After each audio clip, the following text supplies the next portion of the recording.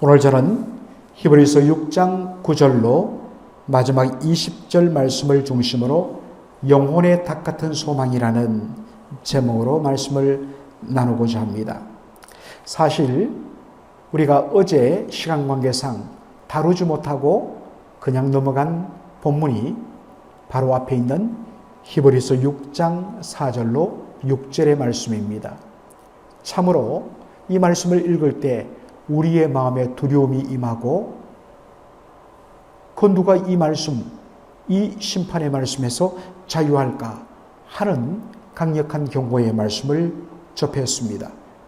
한 번 비침을 얻고 하늘의 은사를 맛보고 성령에 참여한 바 되고 하나님의 선한 말씀과 내세의 능력을 맛보고 타락한 자들은 다시 새롭게 하여 회개케 할 수 없나니 이는 자기가 하나님의 아들을 다시 십자가에 못 박아 현저히 욕을 보임이라.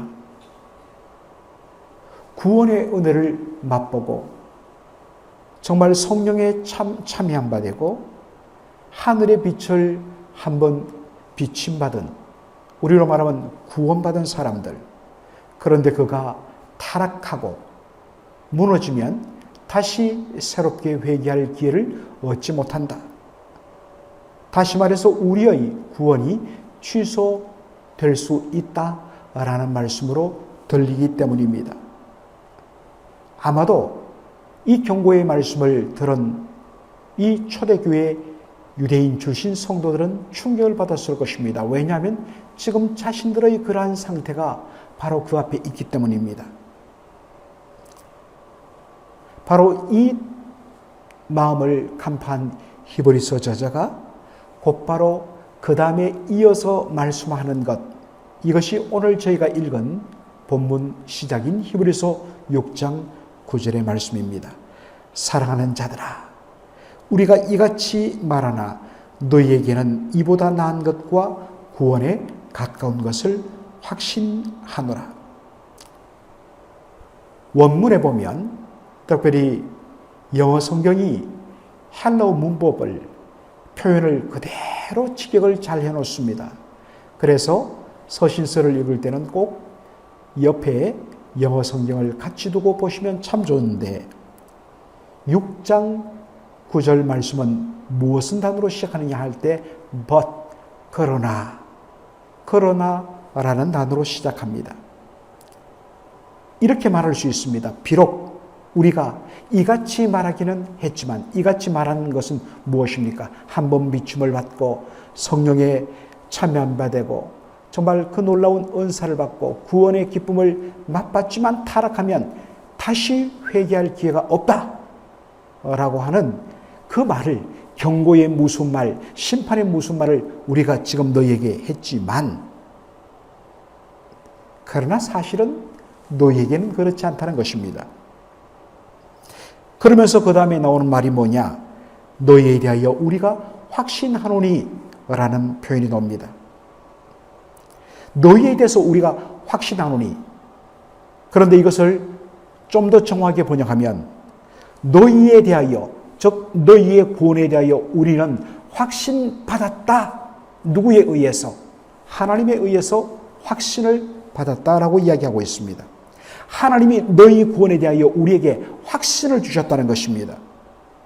그래서 하는 말이 너희는 이보다 나은 것과 구원에 가까운 것을 우리가 확신하노라. 여러분, 그렇게 확신하는 이유, 비록 지금 흔들리고 어떤 의미에서는 다시 옛날 유대교로 돌아가려는 정말 타락 직전에 있는 바로 이 성도들을 향하여 왜 이렇게 말하는가? 객관적으로 보면 그들은 이제 구원을 잃을 수밖에 없는 그런 처지인데도 불구하고 하나님께서 우리에게 확신을 주셨다. 너희가 구원에 가까운 것을 우리가 확신한다.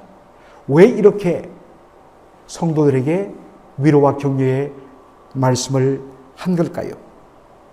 그렇게 확신하는 이유가 바로 이 편지를 받는 히브리서를 받는 초대교회 유대인 성도들에게 주시는 바로 호칭의 힌트가 있습니다. 사랑하는 자들아. 그런데 정확하게 보면 영어 성경이 맞습니다. Beloved, 사랑받는 자들아. 지금 이 편지를 받는 유대인 출신 성도들의 모습은 하나님이 주신 그 은혜를 망각하고 핍박 앞에 믿음이 흔들려서 타락 직전에 있습니다.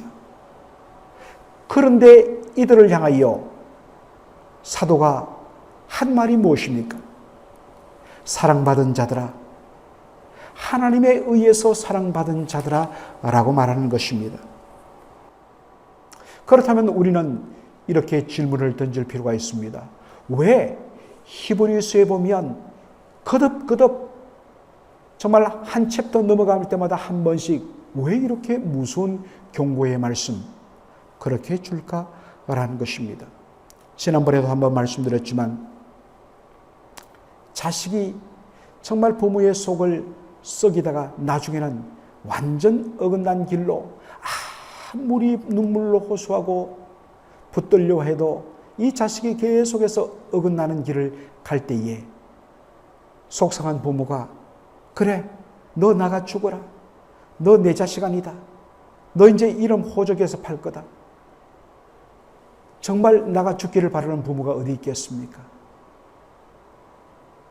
자식이 못난 짓 한다고 부모 자식의 천륜이 끊어질 수가 있겠습니까?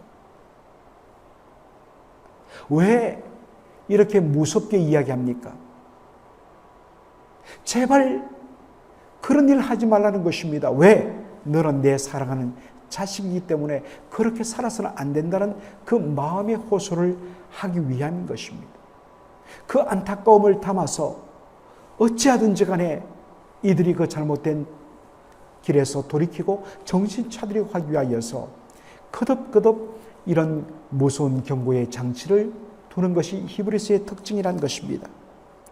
그리고서는 그런 말로 인하여 또 낙심하고 우리는 이제 소용이 없어 라는 절망 가운데 빠질까 두려워서 곧바로 그 뒤에는 위로와 격려의 말씀을 그렇게 계속적으로 반복하는 이것이 히브리서의 아주 묘미입니다. 오늘 본문에서 우리가 한 가지 더 살필 것은 하나님의 약속을 누리는 방법입니다. 하나님 분명하게 우리에게 약속을 해주셨는데 어떻게 누릴 수 있는 거야? 13절로 15절에 보면 하나님이 아브라함에게 약속하실 때에 가리켜 맹세할 자가 자기보다 더 큰 이가 없으므로 하나님 자기를 가리켜 맹세하여 가라사대 내가 반드시 너를 복주고 복주며 너를 번성케 하고 번성케 하리라 하셨더니 저가 아브라함이 이 하나님의 말씀을 이같이 오래 참아 약속을 받았느니라. 하나님의 약속은 너를 번성케 하여 복을 주리라 하는 것입니다. 그런데 현실적으로 아브라함에게는 아들이 없습니다. 나이 75세, 80세, 86세가 되었는데 심지어 99세 됐는데 아들을 주지 않습니다. 그런데 하나님께서 99세에 찾아와서 그에게 너의 이름을 새롭게 이렇게 부르라 하면서 아브라함이라고 줍니다. 아브라함이란 말은 열국의 아비. 그를 통하여 수많은 후손들이 나서 모든 세상 나라의 조상 아버지가 된다. 여러분 정말 말도 안 되는 일이죠. 99세까지 자식이 하나도 없는데 하나님께서 내가 너에게 복을 주고 복을 주며 번성케 하고 번성케 하리라. 너의 이름을 아브라함이라라. 하나님 저 놀리시는 겁니까? 그런데 아브라함은 이 하나님의 약속과 맹세를 그대로 믿음으로 받고 오래 참고 기다림으로 마침내 때가 되면 하나님께서 약속하신 약속과 맹세가 그대로 이루어져 복을 누리게 되었다는 것입니다. 아브라함이 믿은 것, 아브라함이 신뢰한 것은 바로 하나님의 약속의 말씀이었습니다. 이 하나님의 약속의 말씀에는 신실하신 하나님의 전 존재와 인격과 성품이 걸린 말씀이기 때문에 하나님은 당신의 말씀에 대하여 그리고 더군다나 당신의 전 존재를 걸고 맹세한 일에 대하여는 하나님 반드시 이루시고 지키신다. 하나님께서 약속을 하실 때 그냥 약속만 하셔도 되는데 하나님은 여기에 대하여 맹세를 하십니다. 자기의 이름을 걸고 맹세합니다. 여러분, 우리 가운데 내가 이거 지키지 않으면 내 성갈개서, 그래서 막 박씨가 김씨가 되고 김씨가 손씨가 되고 그런 사람들이 많아요. 왜냐하면 그 사람이 안 지키려고 거짓말하는 사람도 있지만 대부분은 진실하죠. 내가 꼭 지키겠다. 그래서 자신의 그 집안을 걸고 맹세합니다. 그러나 우리는 연약해서 지키지 못할 때가 많습니다. 그러나 우리 여호와 하나님은 신실하신 하나님이십니다. 언약에 신실하신 하나님. 하나님 당신의 전 존재를 겁니다. 내가 이거 지키지 않으면 나 하나님 되는 것을 포기하게 해서. 그래서 하나님의 약속은 반드시 이루어진다는 것입니다.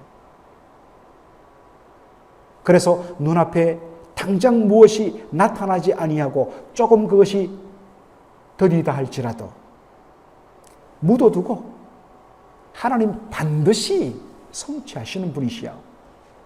딱 하나님의 약속을 묻어두고 어느 사이에 봤더니 그 속에서 싹이 나고 어느 사이에 봤더니 잎이 나고 꽃이 피고 그리고 드디어 열매를 거두라. 바로 하나님의 약속, 지금 당장 이루어지지 않는다고 조바심 낼 것이 아니라 하나님 약속은 어디에 가지 않습니다. 그래서 어떤 의미에서는 정말 믿음의 자식들 때로 방황하고 흔들릴 때에 믿음에서 좀 벗어날 때에 막 조바심을 냅니다. 제가 이야기하죠. 어디에 가지 않습니다. 어디에 가지 않습니다. 하나님 손 안에 있습니다. 반드시 돌아옵니다. 그러므로 하나님 약속 말씀 붙들고 믿음으로 나가십시오. 라가 말씀을 드리는 이유가 거기에 있습니다. 아브라함은 분명히 하나님의 약속을 받았습니다. 하나님의 약속은 반드시 이루어집니다. 그런데 하나님께서는 놀랍게 이 약속을 받아 누리는 방편으로 무엇을 사용하셨냐면 우리의 믿고 인내하고 기다림을 사용하신다는 것입니다.